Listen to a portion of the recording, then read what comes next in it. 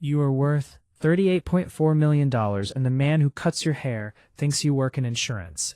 Not health insurance, not anything glamorous, something with the word adjuster in it, something he heard you say once, 3 years ago, and never bothered to update. You've had 4 haircuts since then. You've never corrected him. This is not an accident. This is architecture. It starts the way most of these things do, with a single rental property and a piece of advice you almost didn't take. You were 27. You just closed on a duplex in a working-class part of town, $164,000, financed with almost nothing down because a small local bank still did that kind of lending back then. The guy at the title company, an older man named Reyes, who'd closed thousands of these deals and cared about maybe 4 of them, looked up from the paperwork and said, "You want this in your own name, or you want it in an LLC?" You didn't know what he meant. You said your own name, because that's what felt normal, what felt like ownership was supposed to feel like. He shrugged and said, "Your call, but if a tenant slips on that back step in the winter and decides to sue somebody, they're going to sue you personally, not a piece of paper." You closed on the LLC version instead. $89 to file with the state. You didn't think about it again for 2 years. That's the whole beginning.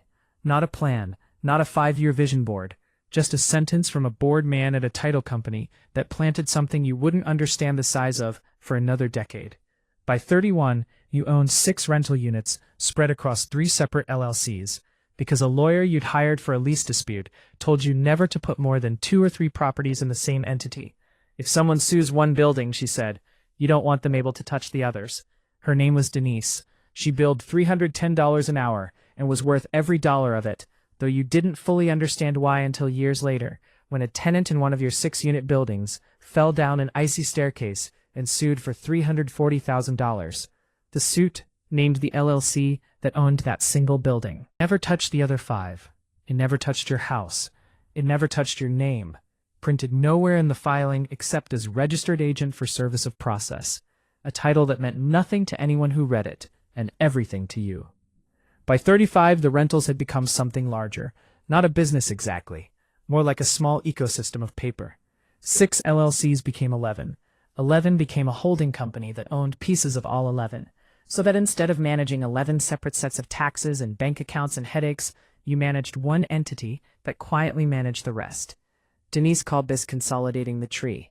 You called it Tuesday afternoons at a desk with a second monitor, moving numbers between accounts that had never once had your actual name attached to a bank statement. Somewhere in there, you stopped opening accounts yourself. You'd learned by then that a business banker at a regional bank, a woman named Priya who'd handled your accounts for 6 years, could open a new account for an LLC without you ever walking in. A registered agent in Wyoming, $125 a year, a company you found with a single Google search and never once spoke to on the phone, received your legal mail so none of it arrived at your actual house. Wyoming doesn't require LLCs to list their owners in any public database. Neither does New Mexico. Neither does Delaware, technically, though Delaware gets all the attention because it sounds impressive in movies. You picked Wyoming because it was cheaper, and nobody made documentaries about it. By 39, you had a trust, not the kind people imagine when they hear the word, no oak-paneled room, no reading of a will. Just a document, drafted by Denise's firm, that owned the holding company that owned the 11 LLCs, that owned the buildings that housed 41 tenants who paid rent to a property management company that had never once, in 6 years, needed you to answer a maintenance call personally. The trust had a name that meant nothing to anyone, a string of words picked specifically because it wouldn't Google well, wouldn't connect to your last name, wouldn't show up if someone typed your name into a search bar at 2 in the morning trying to figure out what you were actually worth. That's what most people get wrong about this. They think anonymity is one big decision, a single dramatic act of hiding. It isn't. It's 40 small, boring decisions made over 12 years, each one costing somewhere between $89 and $4,000, each one adding a layer that by itself looks like nothing, and together adds up to a structure that nobody has any real reason or real ability to see through. Denise's office, the 3rd time you sat across from her with a full accounting of everything, was smaller than you expected for what she charged. She had a folder in front of her, the same folder you'd handed her at the start of the meeting, now covered in her own handwritten notes. She flipped through it slowly. 11 LLCs, 1 holding company, 1 trust, 2 private bank relationships, a family office arrangement you'd set up 2 years earlier, with a 3-person team, an accountant, a bookkeeper, and a part-time attorney on retainer, none of whom had ever met each other in person, all of whom reported to you through a single monthly summary email. She looked up and said, "You know, on paper, you don't really exist." She meant it the way an engineer might admire a bridge, structurally, not emotionally. You took it as the nicest thing anyone had said to you in a professional setting in years. The total that year crossed $38 million for the first time. Real estate equity, the private bank accounts, a small stake in a friend's manufacturing company you'd bought quietly through the holding company, a municipal bond ladder that threw off $210,000 a year without you touching it. Denise didn't mention the number much. She was more interested in whether the operating agreements were current, whether the registered agent fees had been paid, whether the trust's annual filing had gone out on time. The money, to her, was almost beside the point. The structure was the actual asset. The money was just what the structure happened to be holding. There's a version of this story where you become someone else once the number gets large enough. A car changes. A house changes. You watched that happen to a guy you went to business school with, a guy named Colton who'd made real money in a software exit at 34, and spent the next 3 years making absolutely sure everyone he'd ever met found out about it. New watch, new truck, the kind with the extra chrome that costs $30,000 more than the base model, for reasons nobody's ever been able to explain to you. A boat he used 4 times a year, and mentioned in conversation approximately 400. You saw him at an alumni event 2 years after his exit. He was standing near the bar, talking loudly about a real estate fund he was raising, using phrases like democratizing access to institutional-grade deals, wearing a jacket that had clearly been chosen to be noticed. 3 different people were half listening to him with the specific practiced patience people use when they suspect someone is about to ask them for money. You were wearing a fleece you bought at a sporting goods store for $34 on clearance. You drove there in a 2018 Subaru Outback with 88,000 miles on it, purchased used, paid in cash, currently registered to one of your LLCs for reasons that had nothing to do with hiding and everything to do with a business use tax deduction Denise had set up years earlier. Someone at the event asked what you did. You said, "Some real estate mostly, nothing exciting," which was, technically, 100% true and also almost entirely beside the point. Nobody at that event asked you for money. Nobody suggested you invest in anything. Nobody's eyes did the quiet calculation people's eyes do when they think they've spotted a number worth chasing. You left at 8:40, stopped at a gas station, and paid $52 to fill the Outback's tank with your own debit card, the one attached to your actual personal checking account, the one with $6,200 in it because you keep your personal accounts thin on purpose. The real money doesn't live where anyone, including you in a moment of weakness, could easily get at it or accidentally reveal it. Your sister, Renata, doesn't know the number. She knows you do fine. She knows you helped your parents with a roof repair 4 years ago, $11,000, paid from an account she assumed was some kind of home equity line, which, structurally, it kind of was, just not the kind she pictured. She's a nurse, 41, divorced, raising 2 kids on a schedule that would break most people. 8 months ago, she called you on a Sunday night and told you, carefully, in the voice people use when they've rehearsed something, that she was $23,000 behind on a combination of medical bills and a car repair and a landlord who'd just raised her rent $200 a month with 30 days' notice. You could have sent her $23,000 before the call ended. It would not have registered as a decision on your balance sheet. It's roughly 4 days of what the bond ladder alone throws off. You didn't send it that night. Instead, you asked her to send you the bills, all of them.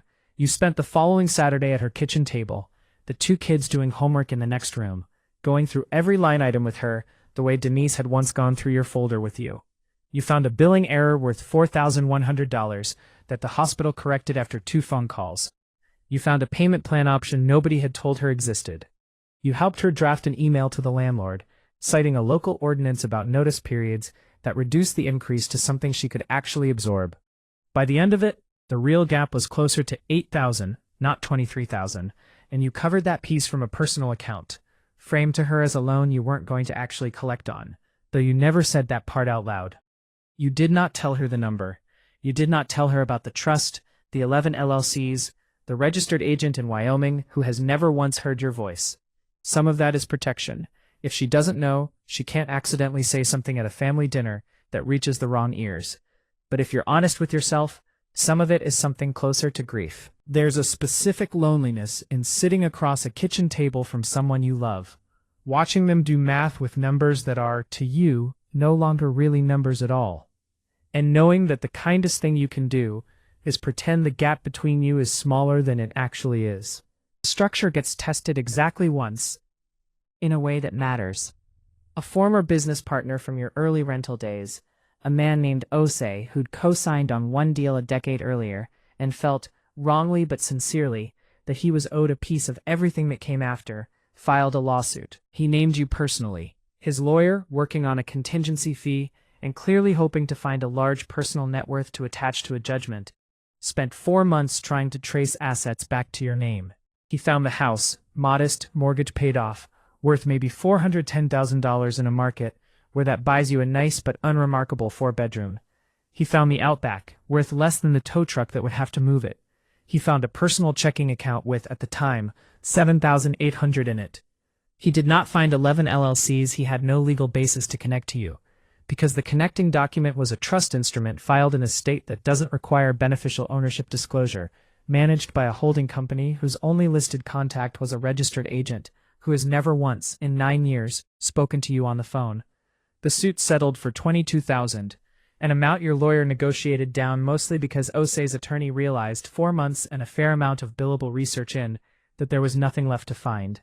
You paid it from the personal account, refilled from the holding company through a distribution that had been planned as ordinary business income months before the lawsuit was ever filed. Nobody at Osei's law firm, to this day, has any idea that the man they sued for damages he genuinely believed were in the millions was, at the time, worth roughly 40 times what they were trying to extract from him. You didn't celebrate that outcome.